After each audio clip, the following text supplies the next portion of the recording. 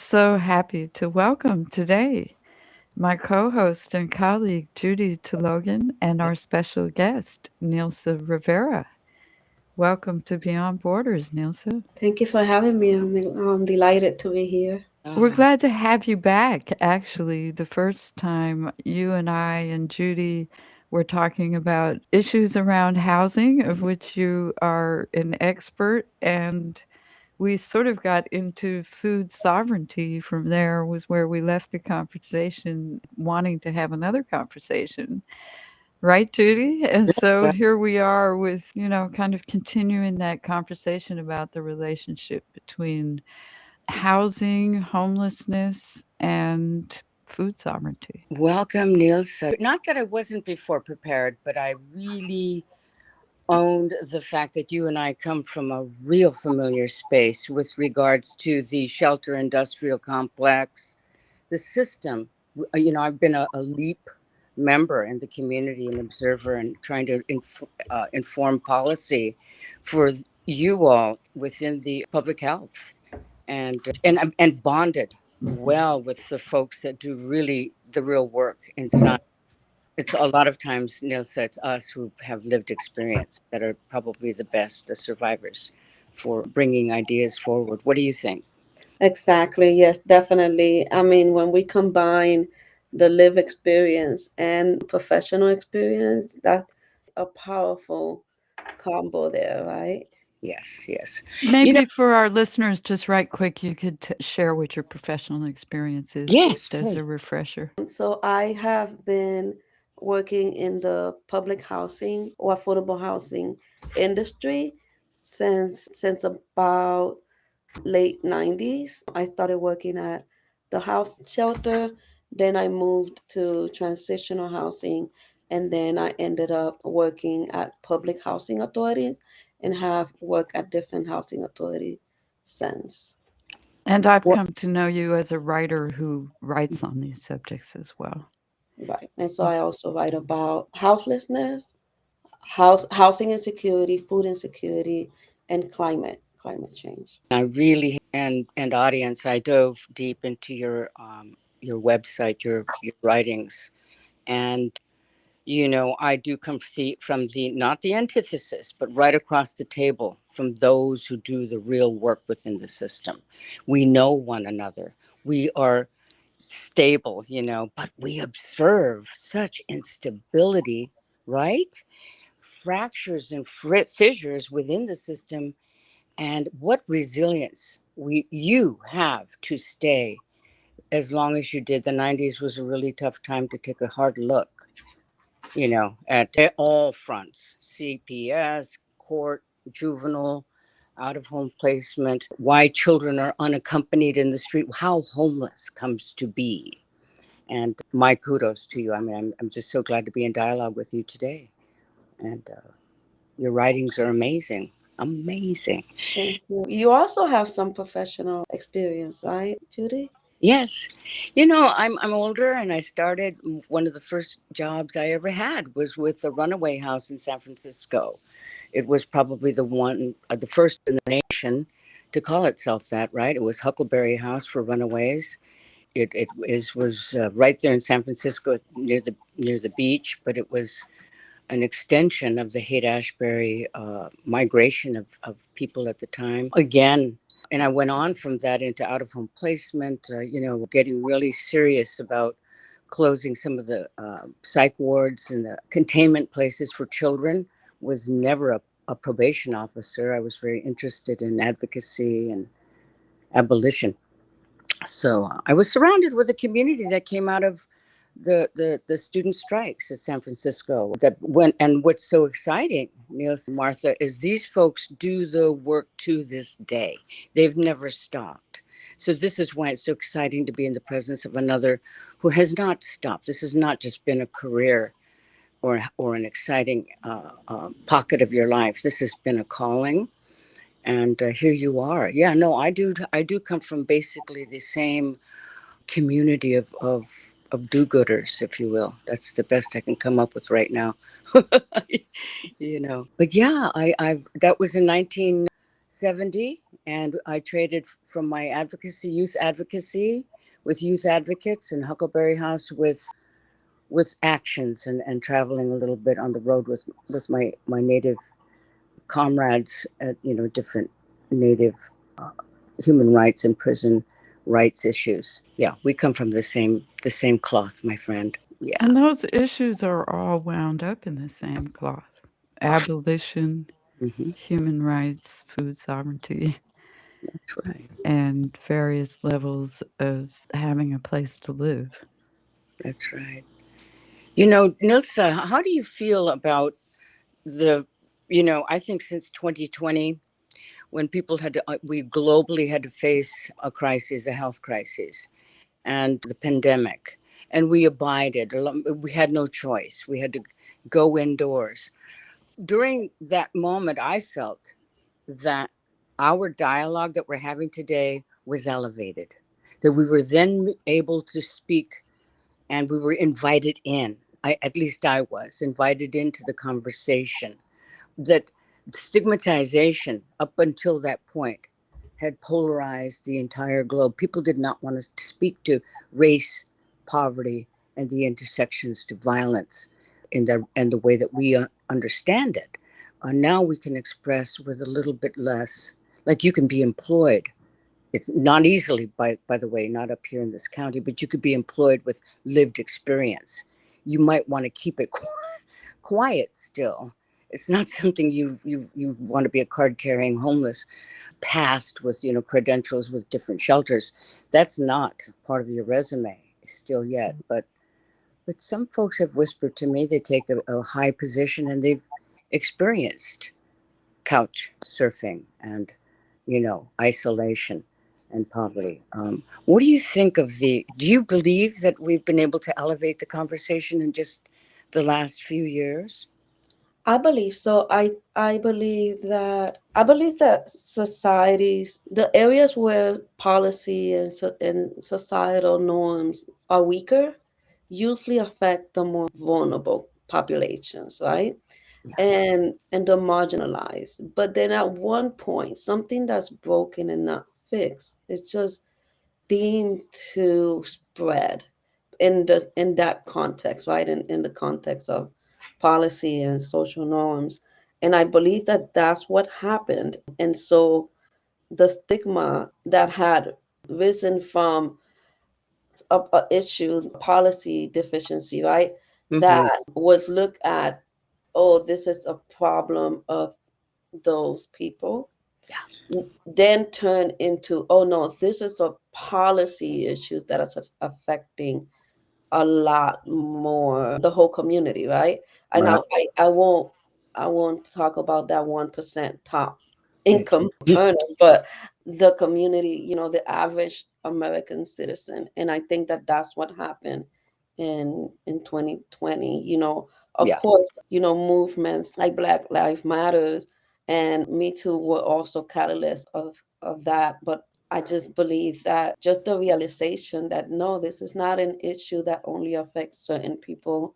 This is an issue that affects all of us, was something that really opened up the doors for those conversations. I think there's a deep responsibility, and for all of us who have a platform, and for all of us who've been a participant, even in the level of being a lived experience participant in LEAP, right? And as a community lay person, and then we're in at the table with policymakers. What a beautiful component to public health, and we so that happened. A lot of us. I took that space very seriously to get on at the table with the rest of the providers from the county and from the state. I got to tell you though, it's still, but it did expand into the community, but it still seems like you and I are needing to bring our work into the media, into a platform that's more exposed and welcoming. Those are silos now, if I will. Those have now become, they've sealed up, and that's what happens with physics, right? It busts open, and then it just, there's a whole process sort of closes it up in keloids, and you never get to know what that injury was, or what happened there, what the roots of that growth came from.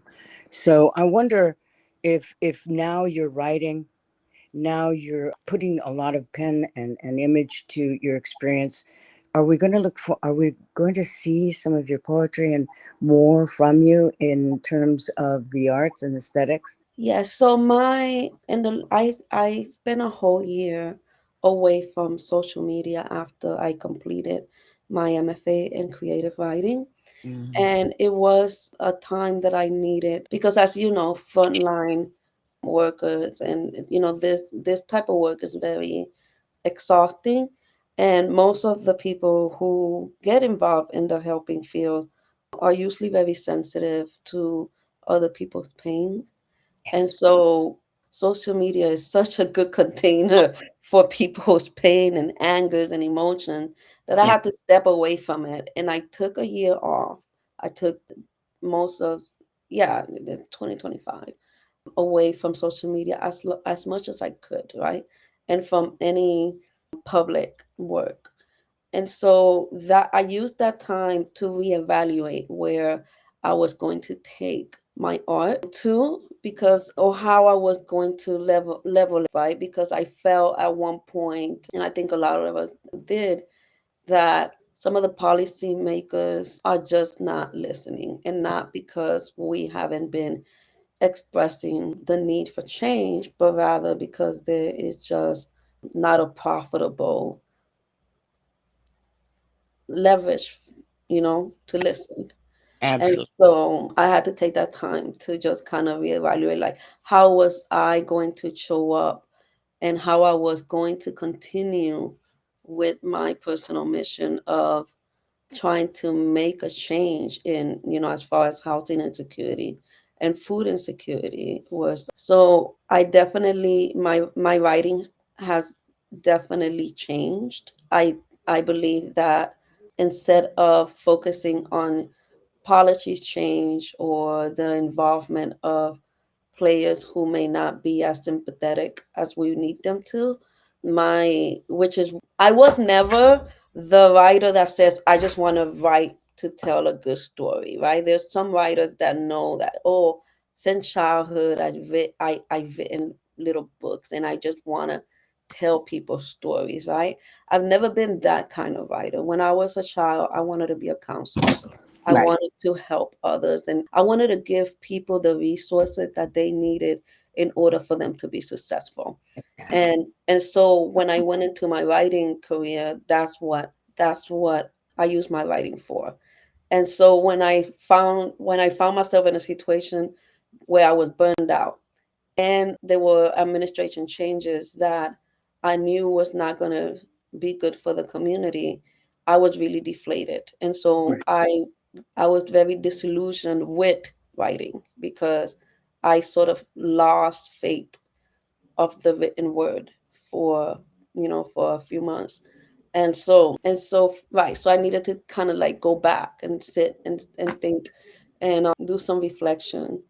And so I have overcome that. And now there will be more writing from me. It's going to be a little bit different, but I'm also adding different, how can I say, technology and performance based, where I can, instead of writing with the audience, originally I was writing for an audience that I believe could make the change. Policymakers, voters. Sure.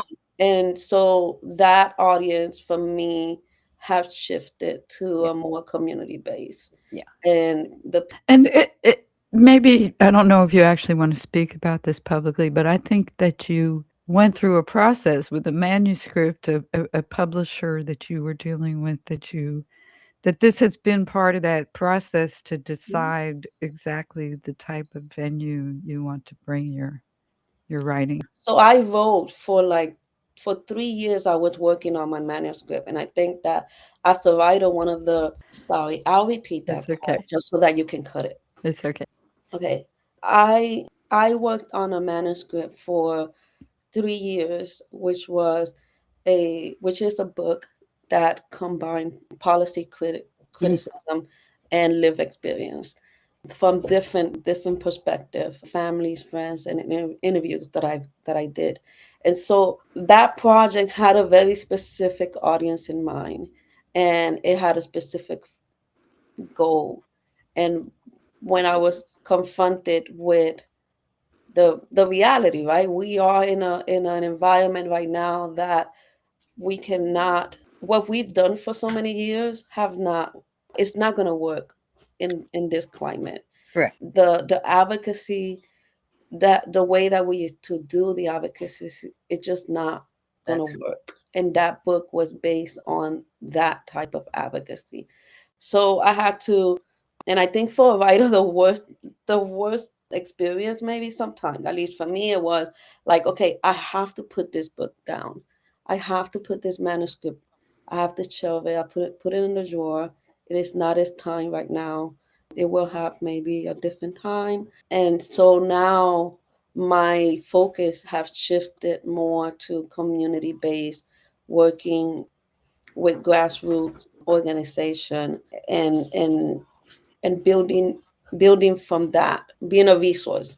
Can we be crystal clear about why this type of advocacy, like what that is and why it can't work right now? For me, for me, a lot of the advocacy was geared towards making the government understand that there was a vulnerable community that needed assistance, that right. And so needed now there's care, no point treatment. to even like To me, making the government understand. that train has passed. I I see. think it's been very clear with the changes that that's not the goal, that even if they do know or understand, if they do know and understand, that's not their priority. And Yes, I think that we waste energy absolutely.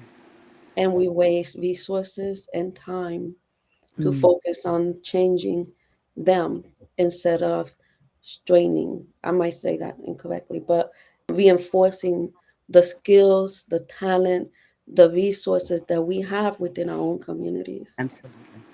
I agree, Nelson.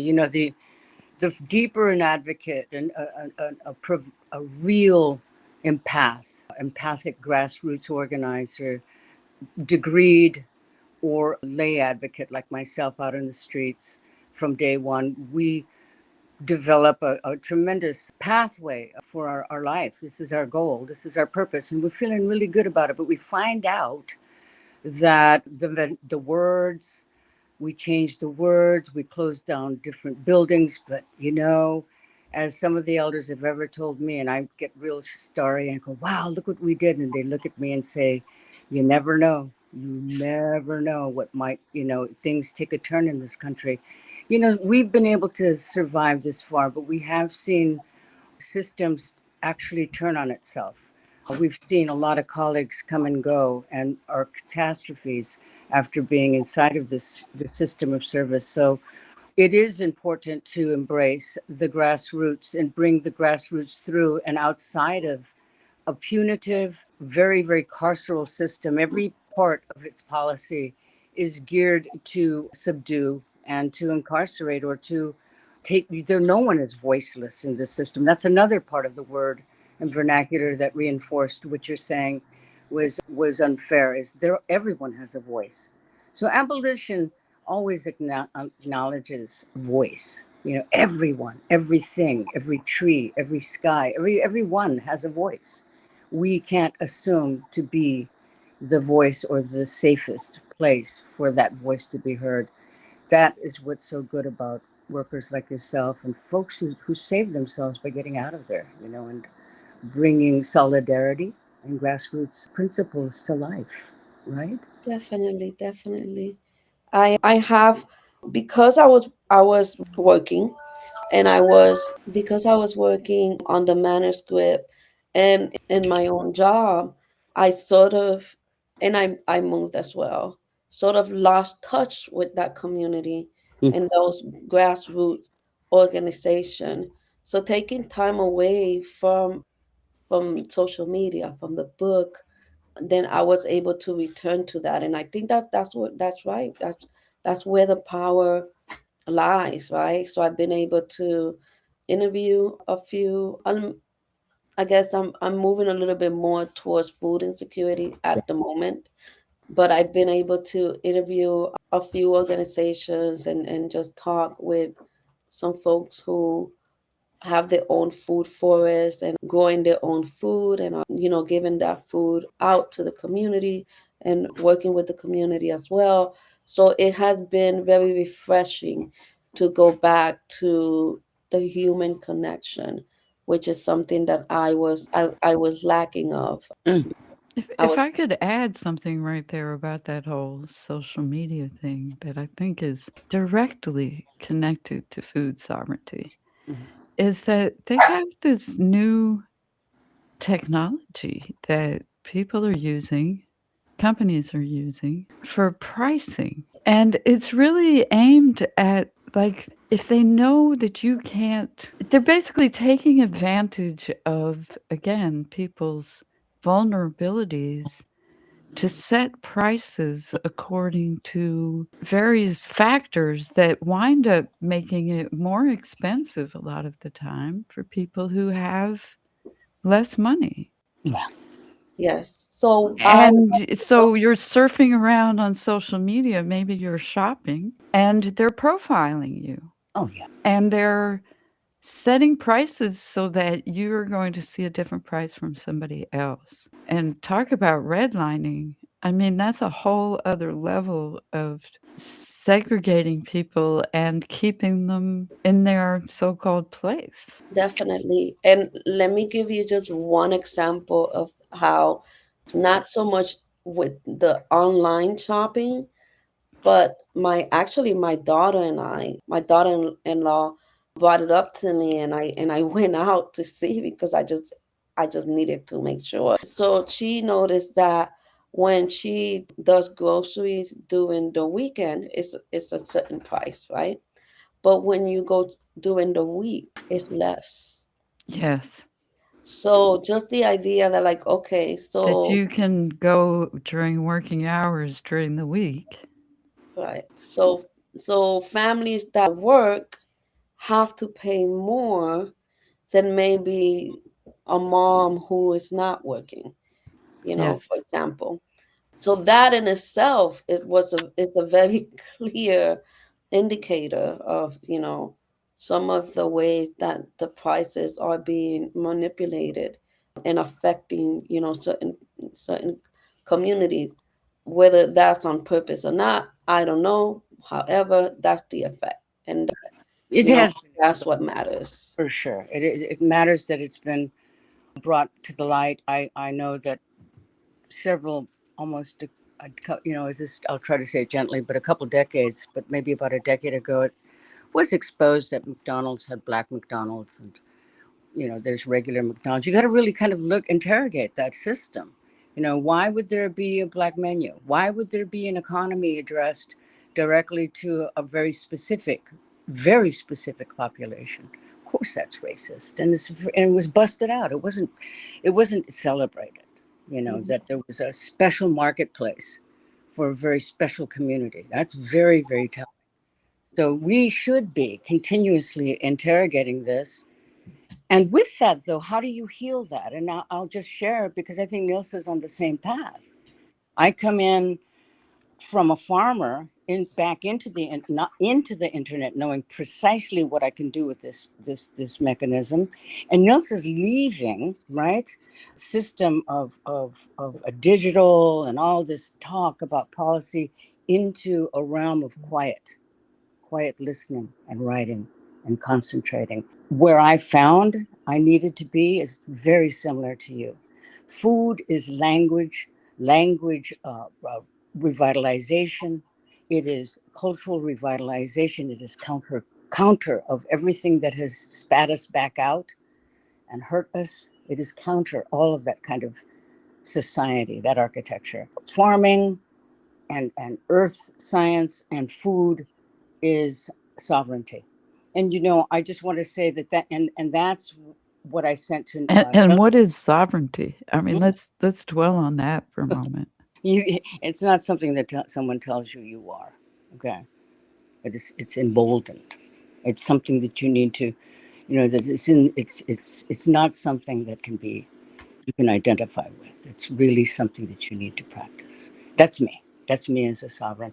But I mean, and I consider myself so. And it could be very semantical, but that would be unfair Well, I to. think, and when we talk about food sovereignty, though, I think we're really, I mean, you're giving that example of McDonald's of all things, and, our supermarkets and these things that have been created for us that take away our sovereignty, Yeah, right? I mean, so the idea that we're have control over the source of our food, I isn't think that where the sovereignty comes from? it's exciting to see a helper, a professional social worker, someone who brought their whole life into the work. Nilsa, lots of them all around me go towards earth science, farming, and food sovereignty. It's amazing to me. It excites me. It knows that we're going to see each other. It means that there is a future in my world.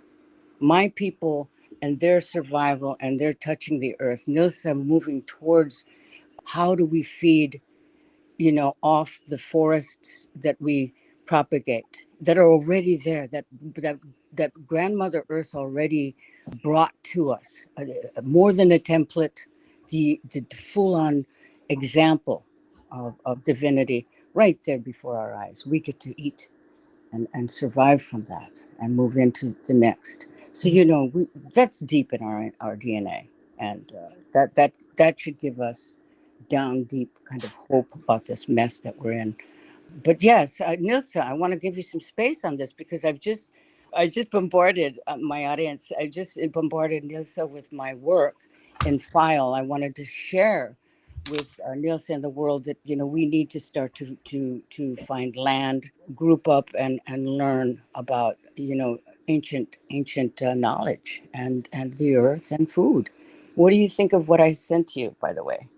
Oh yeah, no, thank you very much. I did look at reached out to some of the organization. They're doing awesome work.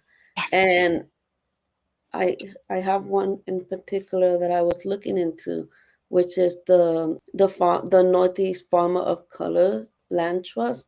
And so they're having a gathering in October where different communities will come together and talk about they will, it's a space that's rooted in ceremony, community, and collective strategy, right? To reclaim land, to honor the ancestor knowledge and build, new futures. And so this is very much the type of organization that I'm that I'm sort of leaning into, right? These spaces where we can come as a community and relearn that we do have the right, Mm, to control our own food, right? And that we have more power than we may think we do at times, right? Especially when we reach out to each other and mm. and share knowledge and honor on our ancestors and learn how let's build our own culture, our own food, our own housing. I think that we as a community, we all have different skills. And if we come together, then we can share those skills and really, build, something that we will be proud of. And so that's what I'm leaning towards. I've looked at Northeast Farmer of Colorland Trust. I've also have been in touch with some local organization like I'm looking for them right now. I've been looking into some local organization. One is a podcast Proving Sustainable, where the host interviews different individuals and from different communities, indigenous, black, Latino communities, to share the wisdom, right, of Yeah. how we can live a sustainable life and moving forward. So those conversations have been very inspiring and sort of it's a catalyst, right, to move my life towards what fulfills me, right, where I really think the power lies. So I'll definitely be doing a lot more of that. I think, and it's a moment where I'm beyond borders with my producing amazing lead here, Martha Cinader, and this is Judy Talaugon, and I wanted to remind people we're speaking to someone who's very special to my work is Nilsa. Nilsa here is Rodriguez, yeah.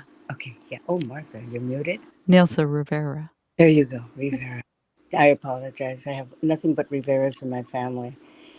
Over here. Well, that's a call to a convening, and that's how we do it in Indian countries. We, in indigenous populations, this is how we do business in life: is we trade Hmm. ideas and we convene ourselves. And I can't imagine missing a NOFA gathering without you at this point. They are my inspiration. I'm with you on that. I want to remind the world in Vayala, especially in the north here, that this is going to be the largest land exchange. People my age are leaving. A lot of the land, farms, dairies, property that my generation has owned has no inheritances, no one to take. No one wants to take land. So this is a wonderful Mm, opportunity in this government to delve into this pathway with me and Martha, looking at land opportunity, land access, and farming and cultivating and living.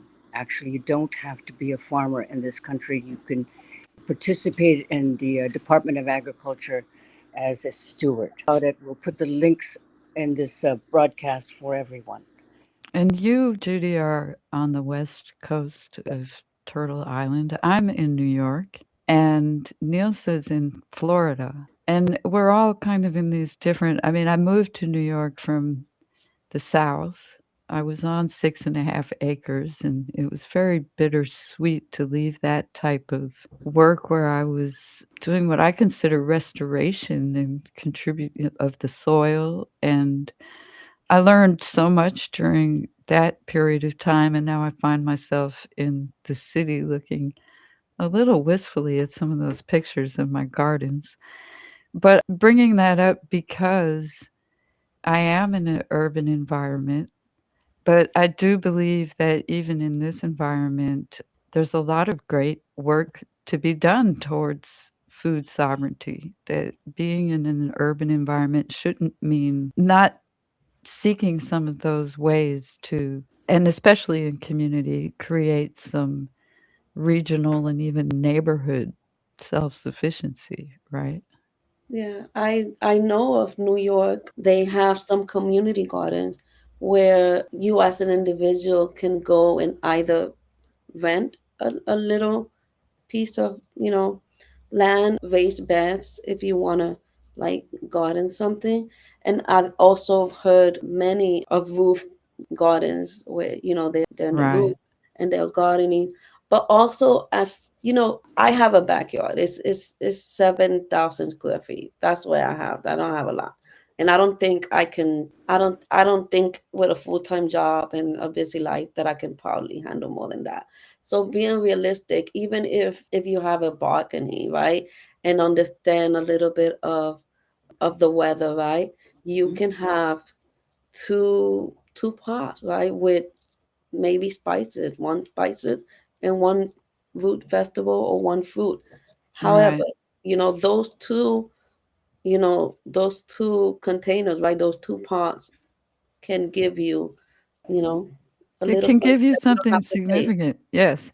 right, And I'm working on that now, creating some raised beds and things, saving all of my Oh, you're quite a. cardboard and recycling, making compost with even paper, discarded right. paper even. But I think beyond that, Judy, like you were bringing up land trusts and things like that, and there's probably and that's why I brought up us being in all these different locations. I think wherever we are, you're pointing towards, like, reclaiming places that are abandoned and in other ways, derelict or whatever. I think that's what you're saying, and that they can be rehabilitated by communities. Absolutely. Yeah. We engage in municipalities in more urban regions, right? And we stay with the city council and we talk about that abandoned lot. We talk about industrial spaces that are no longer useful to anyone. We talk about, the inevitability of concrete being broken and earth coming back around. It's going to Mm. happen anyway. But you must engage in municipal, ideas and municipalities.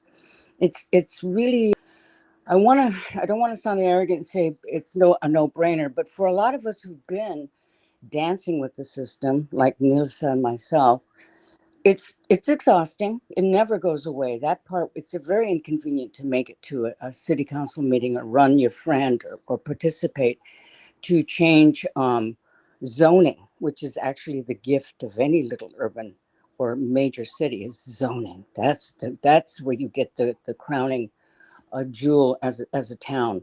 So if you get your zoning down, and that doesn't happen with real good participation from the citizenry, and then if it's slightly urban and slightly country, like Sonoma Valley, you want to maybe get into conservation commissions and citizen control over little creeks and trees and red-eyed frogs, and but we really need engagement, my friends. We really do. We can't hand this over.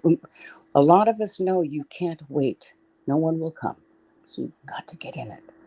So, yeah. And maybe, in the face of feeling like helpless in a way with many of the things that are happening right now, we're looking at them on a national and international scale. And I'm just talking about all of us. But I think that's empowering to get, and that's maybe what Nielsa was also talking about in turning away from some of these things to really turn hyper local, like down to the missing frogs and all those things, and where we are the person who is showing up at that meeting Mm. on that local level, right? Where, what can I do about the president and what he's doing? I can't really impact him personally, but I could go to that city council meeting and make an impact, even if it's just to make people uncomfortable, right? Right. And even with your own neighbors, right? What are our neighbors doing? What are they into? How can I help my neighbor? How can they help me? You know, even at that level, right? So definitely the city, definitely the county. Yeah, it really is the power. I don't know how to say it anymore. Our students, my young mentors at Cal, took all of the ideas that were very international, almost sounding lofty, laws against crimes against humanity. We applied the same, we brought it all the way down to a localized level. How do you unify to enforce some policies and great ideas that are never enforced? The red eyed frog. How, and you speak to your neighbor, like Nelson suggests, we ask them, and you might find out that they might want to know, how did that dry up over there? I used to walk my children through that area. It was a wetland. And you get to know them in a more sensitive way, and you may even Mm. influence them and their vote. Voting, I am not a anti-partisan person. I just can't. And I'm from this earth. We I've learned them from the Boricua, from the people in Dominican. You take what you can in these issues of survival, and you take a policy, you make it work. You get a politician that looks your way. You go for it. You make it. You try to make that work for your people. I am just I can't be an anti-partisan person for that reason. And we live in a system that is calling for some kind of people power somewhere. Let's Hmm. just take it where we can. And I think of Boricua, I think that's what I learned from your people. Yeah, I really did. I'm from the North and I can pick and choose, I think. I can, boys, 2020 came. I was with my son out in a car. I had to figure it out. All that time I told you I come from 1970 thinking I had it all together, helping people. No, but things happen later in life, my beloveds, and you must pay attention to those who are not so included, but they've got a voice. So even to now, we're very, very stigmatized. We talk a lot of inclusion, but I don't see the disabled, the especially able, however you want to term, Mhm. people who are absolutely know who they are. They're not with us. They're not speaking right with me right now. That's got to fix. And when that gets fixed, when the women are not under attack and domination, when all of that changes, man, we change it in small increments. And you're doing it, Nilsa. We should convene ourselves at the No For gathering. But we should. Yes, ma'am. What do you think? Well, I think we've covered a lot of ground. I'm not sure if there was something else that you wanted to get to, Judy, but I found myself wondering if Nielsen might have some poetry to share with us Definitely. before we leave, which is putting her on the spot. But You are. I would I have. know, but I just thought about it and I thought, well, Um, that would actually be nice. okay, I will have to look. If you Yeah. give me a few minutes. Yes, absolutely. I have been swimming in your lyrics, your imagery for most of the evening before we got to this place. I had to. It was important. Maybe you have some poetry, Judy, too. That I am on the spot. I will tell you what I do. I'm inspired to share right now, though, and it's extremely. I was in Cambridge for a long time, and talk about poetics. You go along this backside of the main drag in Boston, Cambridge rather, and there were nothing but community gardens everywhere, Nilsa, you guys. It just talk about and it, Wow. the Greek community, the Albanian community, very and not culturally specific, but yeah, you get to see the language and the cultures of the plantas, right? And just dripping with food every which way. So I want that was poetic for a Mm. Californian and in the far side of the continent, wanting to go home, but really at home, and I don't know if that's poetic enough for you, my love. Uh, Wow, what a well, I've been dreaming of a little garden on my street side that's would be so like kids walking by could pick berries and fruit and stuff like that. So I'm trying to imagine how to plant this where it could survive the dogs and provide some food for the yeah, passing neighbors. I love that. Martha's raised goats, so she's a serious family farmer. Goats, ducks, Oh, chickens. I love it. Yeah. Okay, I have one. I haven't read this in a very long time, but Well, thank you for um, humoring me. Mm. um, let's see. So this one,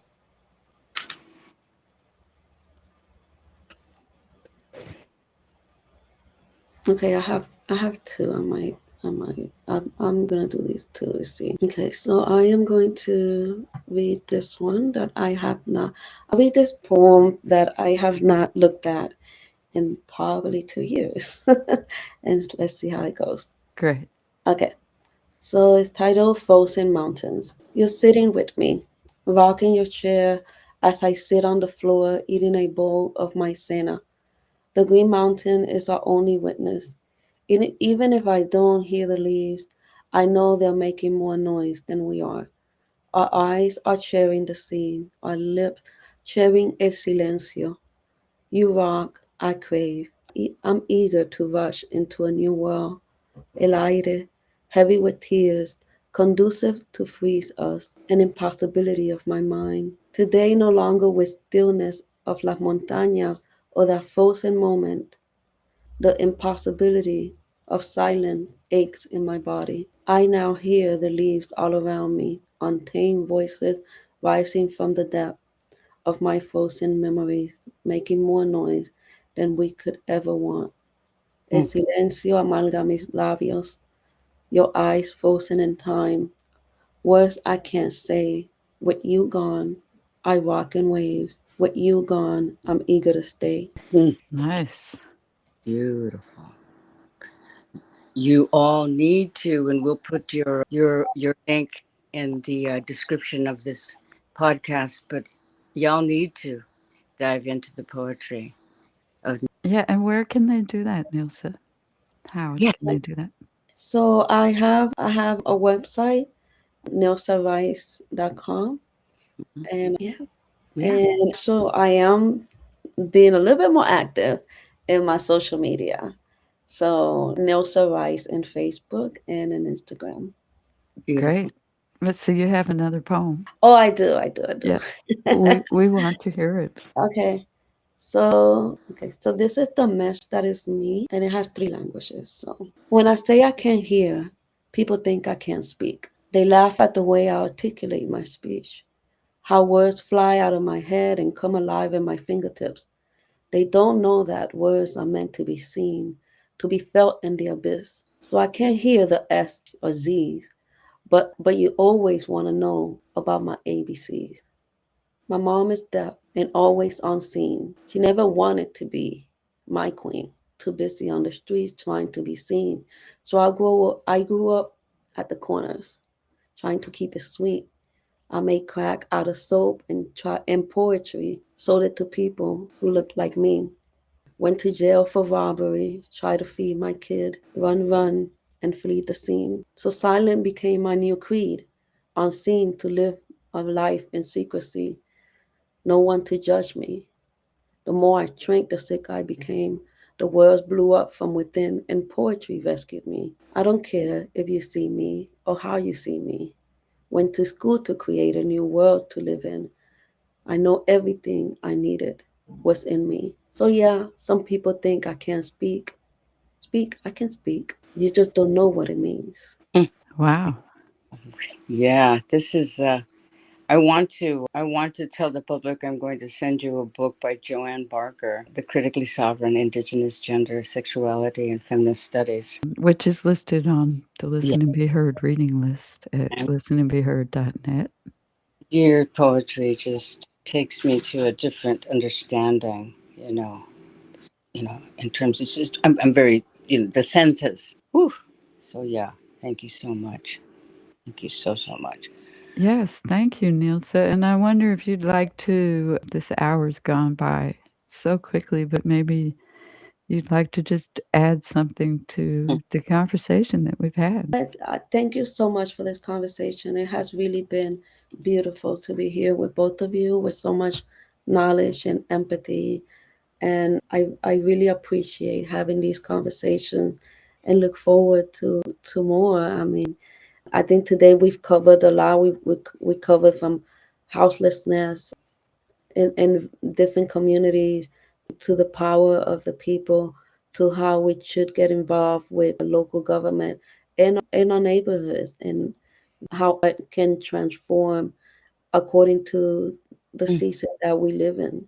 So this has been great. Thank you. It's been an honor. Thank you, Martha. Thank you, Judy and Nilsa. And this is Beyond Borders, which is brought to you by the Listen and Be Heard Network. And you will find our complete archives at listenandbeheard.net. Thank you for joining us today. Well, thank you, Nelson, Martha. This